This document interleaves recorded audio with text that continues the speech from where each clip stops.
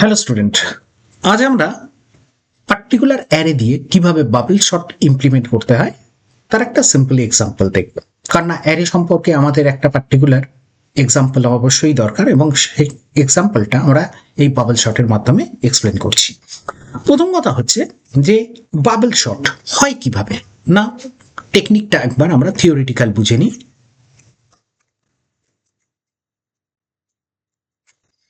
এখানে ধরো একটা সেট অফ এলিমেন্টস আছে 20, 5, 18, 16, 20 আর ধরো 10। এই যে এলিমেন্টগুলো রয়েছে আমার, এই এলিমেন্টগুলো তো শর্টেড অবস্থায় নেই। বাবল শর্ট টেকনিকে একে শর্ট করতে বললে তুমি কিভাবে এগোবে? প্রথম কথা, বাবল শর্টের নামটা এরকম কেন?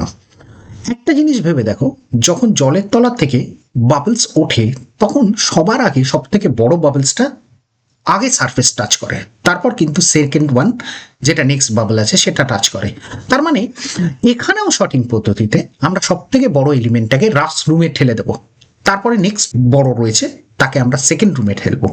এখানে কিন্তু ডুপ্লিকেট রিমুভাল হয় না। দ্যাট মিনস এখানে দেখো আমার লিস্টেও তুমি দুটো 20 দেখতে পাচ্ছ, থাকবে কিন্তু সমস্ত কটাই এলিমেন্ট পরপর শর্টিং অর্ডারে চলে আসবে। এবার আগে বলি যে এখানে সবসময় মনে রাখবে একটা টার্ম আছে, তাকে বলা হয় পাস। পাস মানে প্রত্যেকটা পাসেতে একটা করে এলিমেন্ট শর্টেড অবস্থায় যায়। তার মানে আমার কটা এলিমেন্ট আছে এখানে, টোটাল নাম্বার অফ এলিমেন্টস যদি n ধরি তাহলে আমার এখানে পার্টিকুলার নাম্বার অফ এলিমেন্টস হচ্ছে 6টা। তাহলে পাস হবে n-1, that is 6 - 1, that is 5। কেন একটা কম? তার কারণ হচ্ছে একটা এলিমেন্ট নিয়ে কোনোদিন শর্টিং হয় না, তাহলে মিনিমাম দুটো এলিমেন্ট থেকে আমাকে শর্ট করা স্টার্ট করতে হবে। আর এখানে প্রত্যেকটা পাসেতে একটা করে এলিমেন্ট তার সঠিক জায়গায় গিয়ে বসবে এবং সেই এলিমেন্টটা পরবর্তীকালে আমরা নেক্সট পাসেতে বাদ দিয়ে দেবো। একটা কথা মনে রাখবে, একটা পাসের আউটপুট সেকেন্ড পাসের ইনপুট হিসেবে কনসিডার হয়। তাহলে আমরা প্রথম স্টার্ট করি পাস 1। পাস 1-এতে কি করতে হবে ভালো করে দেখে নাও। পরপর দুটো এলিমেন্টকে তোমাকে জাজ করতে হবে। এই দুটো এলিমেন্টের মধ্যে প্রথম এলিমেন্টটা যদি দ্বিতীয়টার থেকে বড় হয় তাহলে তুমি কি করবে? সোয়াপ করবে। তাহলে নেক্সট সোয়াপ করার পর আবার পরবর্তী দুটো এলিমেন্ট নেবে, মানে এই দুটো কনসিডার করবে ফার্স্ট টাইম, তারপর আবার এই দুটোকে কনসিডার করবে সেকেন্ড টাইম, তারপর আবার এই দুটোকে কনসিডার করবে third time and so on. তার মানে এইভাবে তোমায় চলতে থাকতে হবে এবং পরপর এলিমেন্ট তুমি এখানেই কনসিডার করবে এবং তাদেরকে সোয়াপ করে এগোবে। তাহলে দেখা যাক, প্রথমে 20 কি গ্রেটার দেন 5? তোমাকে সবসময় টেস্ট করে দেখতে হবে আগেরটা কি পরেরটার থেকে বড় কিনা। তাহলে 20 অবশ্যই গ্রেটার দেন 5, তাহলে সোয়াপ হোক। সোয়াপ মানে কি না, 20-র জায়গায় 5 বসবে আর 5-এর জায়গায় 20 বসবে। তাহলে 5 এখানে এলো, 20 এখানে গেল। ঠিক আছে, আমার এটা পার্টিকুলার সোয়াপ হয়ে গেল। নেক্সট 20 আর 18-এর মধ্যে 20 কি 18-এর থেকে বড়? অবশ্যই বড়। তার মানে এখানে আসবে 18, এখানে যাবে 20। 20 কি 16-এর থেকে বড়? অবশ্যই বড়। তাহলে এখানে আমি আনবো 20-কে, এখানে নিয়ে যাব 16-কে। দেখো পরপর পাশাপাশি দুটো এলিমেন্ট নিয়ে সবসময় জাজ করছি। 20 কি 20-এর থেকে বড়? না, ছেড়ে দাও। 20 কি 10-এর থেকে বড়? হ্যাঁ। তাহলে কি করব? 10টাকে এখানে নিয়ে আসবো আর 20টাকে এই রুমে পাস করিয়ে দেবো। তাহলে এখানেও একটা সোয়াপ হলো। তাহলে আলটিমেটলি এর আউটপুট কি হলো না, 5, 18, 16, 20, 10, 20।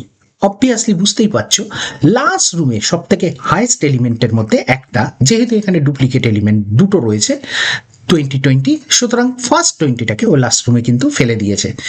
নেক্সট পাস, আমি কি বলেছিলাম, পাস 1-এর যেটা আউটপুট সেকেন্ড পাসে আমরা ইনপুট হিসেবে কনসিডার করব। তার মানে আবার এখানে আমরা নিচ্ছি 5, 18, 16, 20, 10 আর এই 20টা তো অলরেডি আমার হয়ে গেছে শর্টিংয়ে।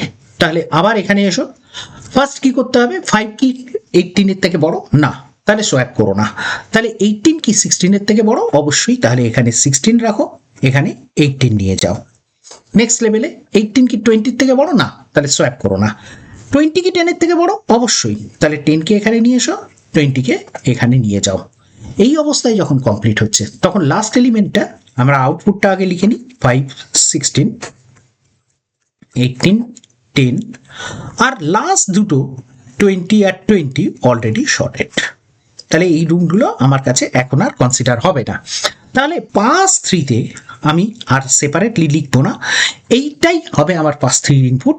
তাহলে এখানে 5 কি টেস্ট করে দেখবো, 10 এর থেকে বড়? না, তাহলে সোয়াপিং হলো না।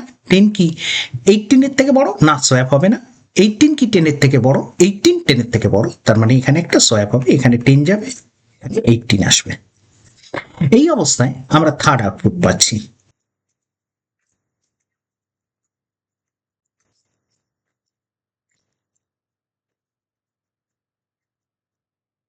দেখো এখানে একটা প্রবলেম আছে, আগে বলে দিই। সিম্পল যেটা বাবল শর্ট টেকনিক, এই এলিমেন্টগুলো কিন্তু একটু পরেই দেখবে সোয়াপ হয়ে যাবে এবং সঠিক শর্টেড অর্ডারে চলে আসবে, কিন্তু স্টিল দেন আর একটা পাস কিন্তু তোমায় করতেই হবে। পাস 4 মানেটা কি বললাম তোমাদের এক্ষুনি বুঝিয়ে দিচ্ছি। 5 কি গ্রেটার দেন 16? না, তাহলে 5 আর 16 এর মধ্যে সোয়াপ হলো না, 16 রাখলাম। এবার নেক্সট হচ্ছে 10, অবশ্যই 16 10 এর থেকে বড়, তাহলে এখানে 10 আসলো আর এখানে 16 চলে গেল। নেক্সট আমরা 18, 20 আর 20 রেখে দিলাম অ্যাজ ইট ইজ, তার মানে উইথ 16 এখন আমার কাছে এই সেটটা শর্টেড। নেক্সট এসো, শুধু একবার জিজ্ঞেস করব 5 কি গ্রেটার দেন 10, এটা পাস 5-এ জিজ্ঞেস করব। পাস 5-এ জিজ্ঞেস করব কি ডে 5 কি গ্রেটার দেন 10, হলো না, কিন্তু এই কম্পারিজনটা স্টিল হবে। তাহলে লাস্ট আমরা 10ও শর্টেড কন্ডিশনে নিয়ে চলে যাচ্ছি। তাহলে এই অবস্থায় দাঁড়িয়ে আমরা দেখতে পাচ্ছি এই কটা এলিমেন্ট আমরা অলরেডি শর্ট করে ফেলেছি, কিন্তু একটা এলিমেন্টের মধ্যে তো আর শর্ট হয় না, তাই এখানে স্টপ করব এবং আমার ফাইনাল আউটপুট হচ্ছে 5, 10, 16, 18, 20 আর 20। দেখো, তার মানে আশা করি এই পার্টিকুলার বাবল শর্টের টেকনিকটা বুঝেছো। এখানে দুটো ফর লুপ ইউজ হয়। আগে বলে দিই, প্রথম ফর লুপটা পাস ম্যানেজ করে,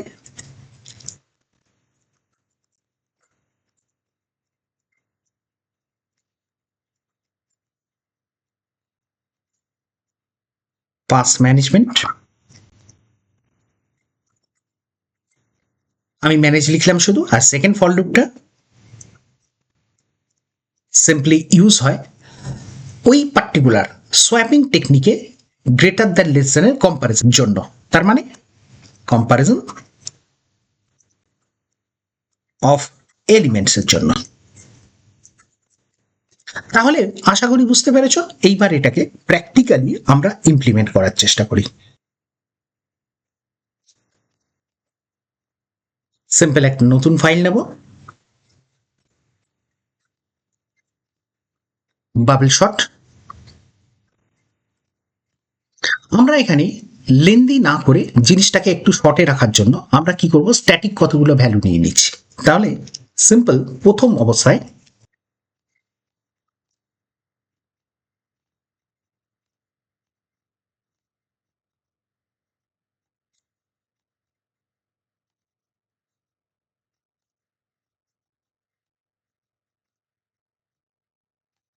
আগে রিটার্ন 0 লিখে রাখি।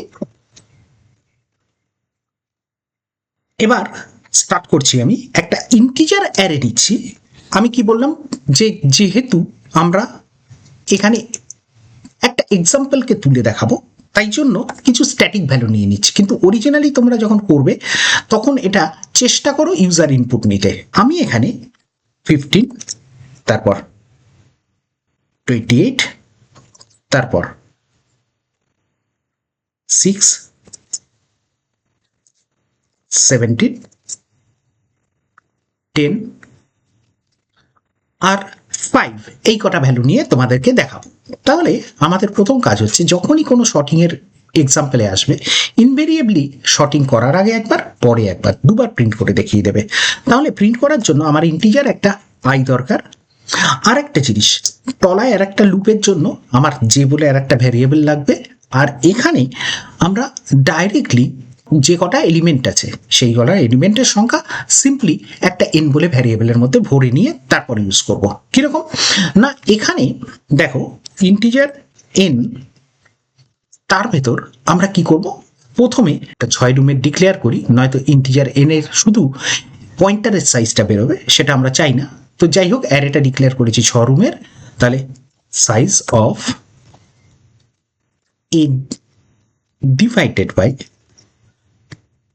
সাইজ অফ ইন্ট, কারণ এর প্রত্যেকটা রুম ইন্টিজার টাইপের, তাহলেই আমাকে ওখানে প্রিন্ট করে দেখিয়ে দেবে কত রুম এখানে অ্যালোকেটেড রয়েছে। এবার চলে এসো, সিম্পল এখানে প্রিন্ট দিয়ে ফার্স্টে array elements before sorting print করে দেখিয়ে দিই।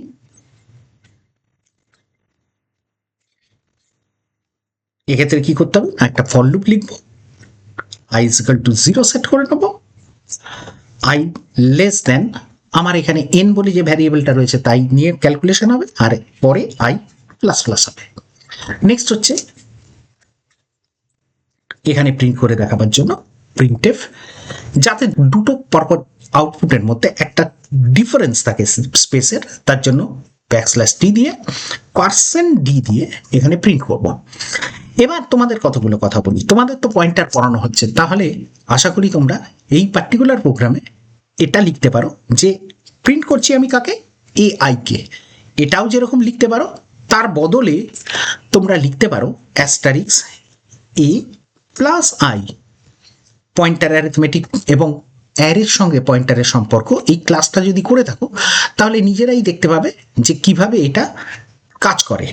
নেক্সট এসো তো, এভাবে প্রিন্ট করার পর আমরা তার পরের লাইনে অ্যাকচুয়ালি এবার পাস মেনটেন করব, মানে আমাদের যে পার্টিকুলার অ্যারের বাবল শটে ইউজ হবে তার প্রথম ধাপটা পাস ম্যানেজ করা। তাহলে এখানে আইকে আবার 0 দিয়ে সেট করে দিই। এখানে আমি বলেছিলাম যতগুলো element i less than n-1 পর্যন্ত চলবে, যেহেতু একটা এলিমেন্ট শর্টিং এর জন্য আর ইউজ হয় না, তার জন্য i প্লাস প্লাস করে নেব। এরপরের লাইনে নেক্সট ফর আর একটা ইউজ করছি, j ইজ ইকাল টু 0 দিয়ে স্টার্ট করব, j লেস দেন n-i-1 করব, যেহেতু প্রত্যেকবার একটা করে এলিমেন্ট বাদ চলে যাবে, আর j প্লাস প্লাস দিয়ে দেবো। এবার আমার শর্টিং এর পালা। এবার শর্টিংটা করব কিভাবে না, প্রথমে দেখে নেব ফার্স্ট এলিমেন্টটা, মানে jth এলিমেন্টটা, if A J greater then, যদি এ জে প্লাস 1 হয় তাহলে সোয়াপিং হবে। সোয়াপিং এর জন্য আমরা এখানে যে অ্যাডিশন সাবট্রাকশনের মেকানিজম আছে সেটা ইউজ করব। তাহলে সেখানে কি করব, A J equal to A J plus A J plus 1, পরের স্টেপে A J plus 1 A J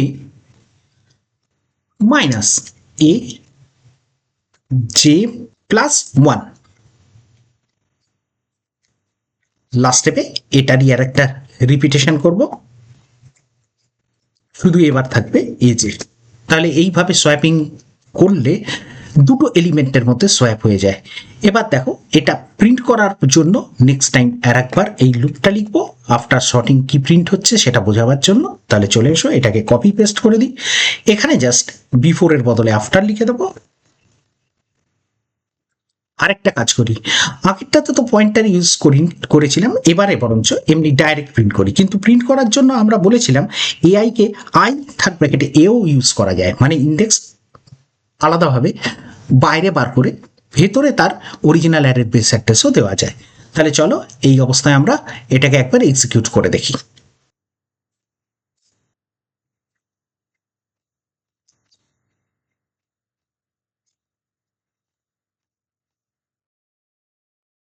চলো কম্পাইল হয়ে গেছে, এবার আমরা এটাকে এক্সিকিউট করে দেখি।